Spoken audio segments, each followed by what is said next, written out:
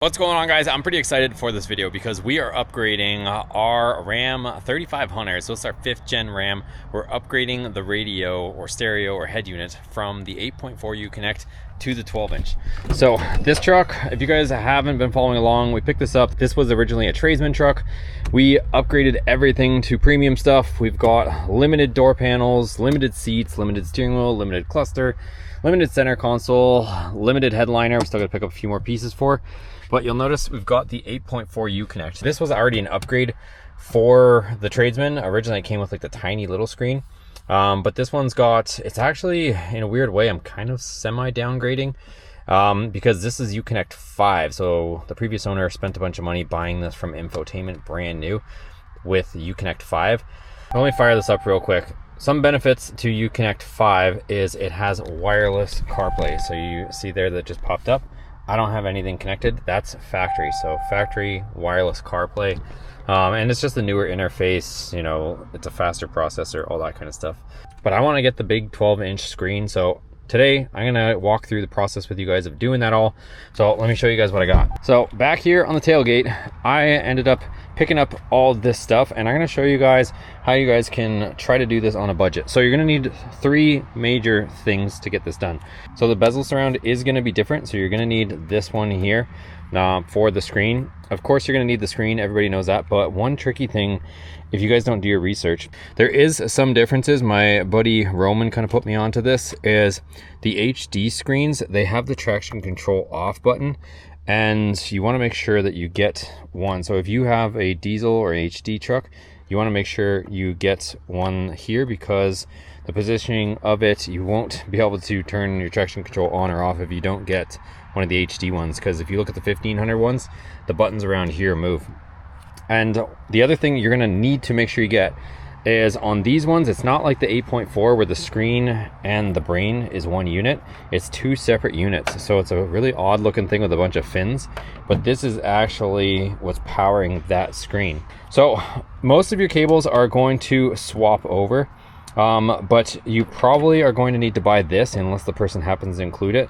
This is the cable that actually communicates from the unit to the screen. So this is what's sending all your video and whatnot across it from the actual unit to the screen. So I had to buy this. Again, my buddy Roman's been helping me out with a bunch of this, and we ended up buying this cable off of Amazon. I'll link it down in the description below. This one's got 90s on it, but this one was a little bit cheaper. At the time that I purchased this, it was about $16. There's another one that has straights on it, and that one I think is like 25 bucks. So you're gonna need that cable. This one here, Roman also told us that this is a Bluetooth connection. So you can run it just like this. It won't be as strong as if you had this cable that will actually go to a Bluetooth antenna. So I've seen other people install it without it, so we're gonna try it. But one of the, I guess, downgrades, if you want to call it, from this is Uconnect 4. So again, Roman's been filling me in on all the details. Your Android Auto or Apple CarPlay will only work on the top half of the screen. The bottom half of your screen will be all your climate, whereas the newer Uconnect 5, you get wireless CarPlay and Android Auto, and also it'll go full screen Android Auto or CarPlay. So that's the difference between the two, and then just, you know, newer interface and whatnot. Other than that, everything else is plug and play. The only thing that's not plug and play, again, Roman filling us in on the details, that plug right there, there's 8 pins on it.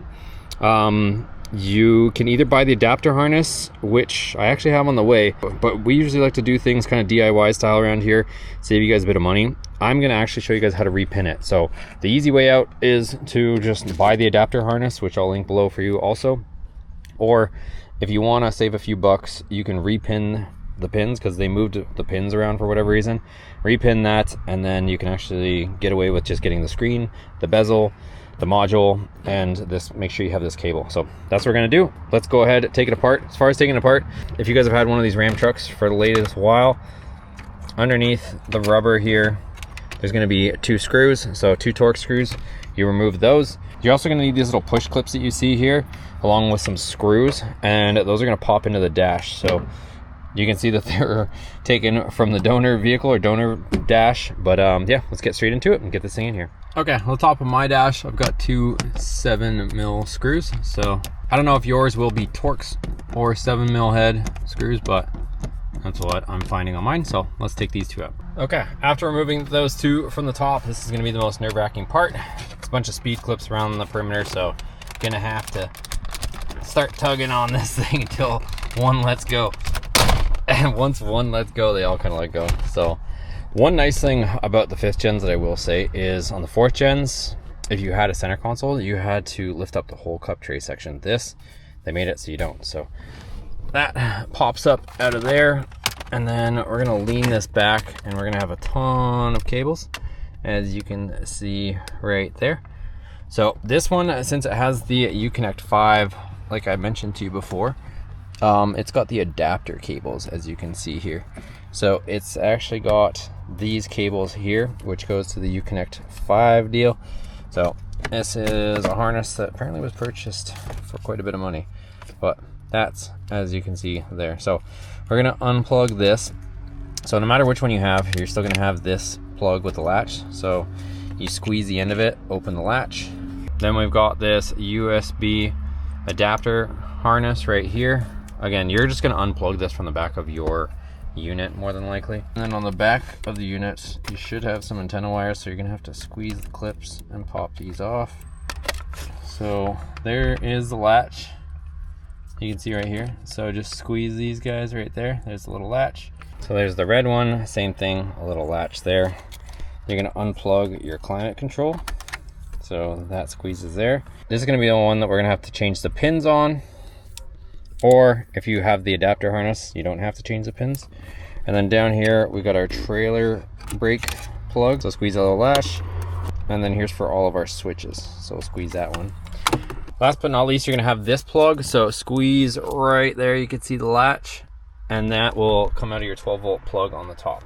So there you go, you're left with a bunch of cables here, and then we're ready to install everything. All right, so if you want to save some money, I'm going to show you guys how you can repin this. We got to move around a few wires, and I'll show you guys the pinouts also. So, or if you want to just plug this in, then you can discard this. Also, this locating tab is going to have to be shaved off because it's slightly different. So what I'm doing right now is I'm just popping out this red piece here. So just work it with your hands back and forth. That will allow you to access the pin release right here. So we're just going to use, you can use a small pick, or if you got some pin tools, I'll also link some pin tools down below. They're like cheap, maybe $5. Just gives you a bunch of little cheap little picks that you can get these out. So we're going to be releasing these. I'll put the pinout changes on the screen or down below. I'll figure it out once I get to editing this video, but either way, I'll give you guys the pinout changes. You're going to move some pins around. I'll show you guys what it is and then what it needs to be in order to be able to use this. Okay, so I'm just referencing the pinout. So they decided to move all the wires around for whatever reason. So this wire has to go from pin 5 to 6. So I'm moving this over 1. And then I think that might be it. Let me double check. Nope, they moved the ground wire from 7 to 8. Yeah, they pretty much jumbled all the pins. So what you do is get your little pick. You're gonna come in here.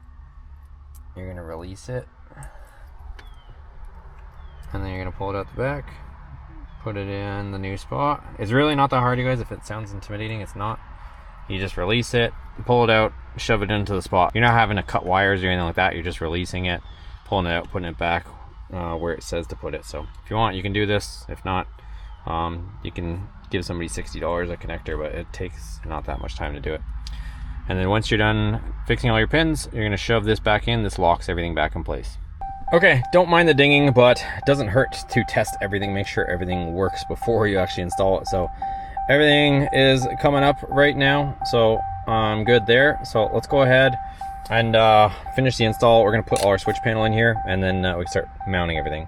Okay, so there's 2 Torx screws, one here, one there. And then this looks like it just has these clips, and this should pop out of here. So let me, oh, there it is. So those 2 clips, you pop those and those 2 Torx screws, and then your switch assembly comes out, transfer it into the new bezel. So this one will just slide back in there, put our 2 Torx screws in there. All right, next up, if you're like me, I didn't have any of these screws that go and attach this to the actual bezel. So these are an M5 screw, I had a bag of them handy. They're actually stainless, probably better than the factories, but you do need 1, 2, 3, 4, 5, 6, 7, it looks like, that hold this to the actual bezel, and then there's a couple just regular screws here that we'll need to attach that as well. So let's get that on there and then we'll put these screws in. All right, so this will drop over top like that, and then we'll put in all our screws to hold the two together. There you have it. Screw there, all these bolts on the back, and now we are ready to pop this thing in. Okay, next up we're gonna take our little clips and we gotta pop them into here. So these do take a little bit of effort. Put them this way, so put the tabs like that facing upwards. That's the way they snap in. Definitely takes some effort to get these puppies in here. It looks like they kind of move them around different ways. Try one way. If one way sucks, try the other way. So anyways, that's pretty much it. And then you're just gonna go ahead and plug in all your corresponding cables. So make sure you got this cable plugged into there. Match up all your colors here. Make sure your USB cable's there. Make sure this one with the latch is closed, and it's pretty straightforward. So we'll do that. This one I see everybody talking about, you know, make sure you leave this up here because this goes up to your outlet at the top. So we'll just tuck it over here out of the way so it doesn't get out of our way that way. And then we're gonna tuck all this into the back here. So right like that. And then we've got our 4 screws. I happen to have the factory ones. I don't think you necessarily need the factory ones, just whatever you happen to get your hands on that work, if you want to keep it budget friendly. And then we'll put these 4 screws in. These are 7mm head, tighten those down. And make sure you have these cables out. So 2 of these are going to be for our lower switch, and then this one's going to plug into the back of the screen. Also, we did have to shave that one tab off, so move the pins around, shave that locating tab off, right like that. So just shave it clean, and then you can plug it in. All right, so we get this monstrosity in here, and we'll plug these ones in. So this is our switch panel plug. Plug that guy in, and then this one here, this goes to our trailer brake if your vehicle is equipped with it. This one with a little green doohickey, so it's got a green tag. That one goes up to our screen. So that one will plug in right there. And last but not least, we got this plug here. So we'll plug that in to our screen. Okay, well, I don't really recommend going with the 90-degree plug. I thought it would be okay and maybe even better. But the problem is this heads upwards. So I actually have to clearance just the plastic right here so that this can fit in here. But whereas if you have the straight plug, you don't have to worry about any of that. But not a big deal, but I would just get the more expensive straight plug. Okay, so after a little bit of clearancing, you can get the 90 in there, but like I said, I would just go with the straight one for a few dollars more. So re-plug in our stuff down here.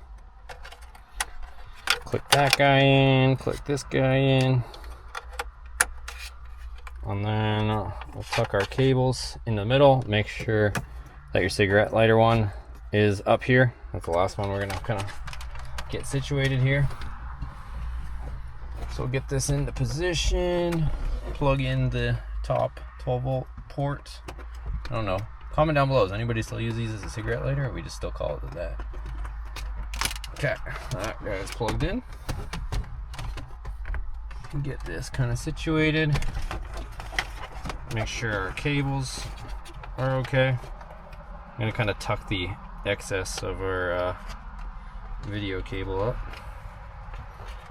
Kind of just tuck it in behind the unit here. Should be about good. Don't push on the screen, push on the perimeter of it. So there's that. Okay, she is in. Well, there's a lot of fingerprints on it, but it looks pretty good. So let me put in my 2 top screws, and then we'll get to the programming. Okay, programming, the part everybody loves. At least I do. So you're gonna go into the body control module, select your year, and if I'm going too fast, just rewind the video. I'm gonna keep this short and to the point. So we'll give it a second to connect. You might have to put in an accessory, but usually even with key off, There you go, it's connected. So you go over here, we're going to scroll down to car configuration change, and then I'm going to show you guys what to search for the option that you want. Okay, so search for ICS cabin net integrated center stack, and we're going to turn this off. So see how it's enabled. Turn this off because now your center stack is essentially in the screen, so that's why we want to turn that off. And then we're going to go back to here and we're going to search for DCSD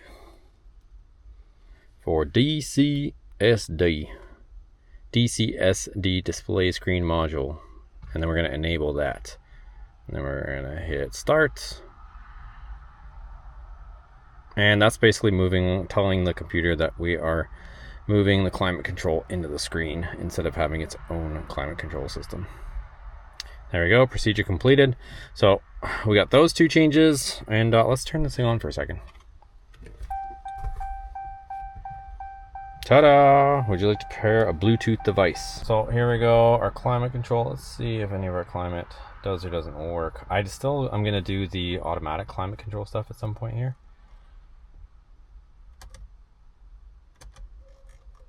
But let's see, turn on. It might take a minute to actually get this stuff working. You might have to let the computer sleep for a little bit so that this stuff actually takes effect here, so that it can soak up the changes that we just made. All right, so I managed to get CarPlay to work. If for some reason yours isn't, these ones do on the Uconnect 4. Like I said, you have to use the cable, but I went into projection device manager right here, and then there's this toggle switch. So smartphone device mirroring, off or on. It was off for some reason. As soon as I turned it on, then all of a sudden my CarPlay started working. So after a few key cycles, everything will start to pop up. Mine took a little bit before everything started working and whatnot, but I want to show you guys a few things. So I found my climate control as being a little bit funny. Even though this vehicle technically at the moment doesn't have automatic climate control, there's only a couple sensors that you have to change on this to get full automatic climate control. And even though this was originally a single zone climate control, you notice that you're going to have temperature buttons on both sides, so it's made for a dual climate. Mine was acting a little bit funky, so what I ended up having to do is come over here to car configuration change in your BCM. If you guys aren't familiar, this is Alpha OBD. I'll link down below where you can go to check out Alpha OBD and also the dongle, the OBD2 dongle that you're going to need to actually access all this stuff. I'll link that down below for you guys. Also the video that you'll have to do for the security bypass so that you can actually access all this stuff. Again, down in the description below. So go to car configuration change and then go to HVAC configuration. I had to mess with this stuff quite a bit, and I'll show you guys my settings. So this is where you can pick all the different settings: single zone MTZ, single zone MTC, so manual, essentially manual temperature control, automatic temperature control. I believe that's what that acronym is, but essentially it's automatic. So where you see single zone. So I'll show you guys what I set mine to. I set mine to dual zone ATC, because before that my temperature settings were really funky. It was like, I don't know, it seemed like it was either all hot or all cold. Once I went to dual zone ATC, even though the vehicle isn't really set up for dual zone, then everything started to seem to work as intended, so you could actually get a little bit of temperature range, even though it's not automatic. And again, I'll have a video for you guys on that and making this full automatic climate control. Go over here and set it to the dual zone ATC. So that's the setting. Hopefully you guys can see it right there, set to dual zone ATC. And then if you guys are original like mine was all manual, had a different screen, then it should work as intended. And then I'll show you guys over here. So the controls here, so since the truck isn't running, I guess I could start it, show you guys that.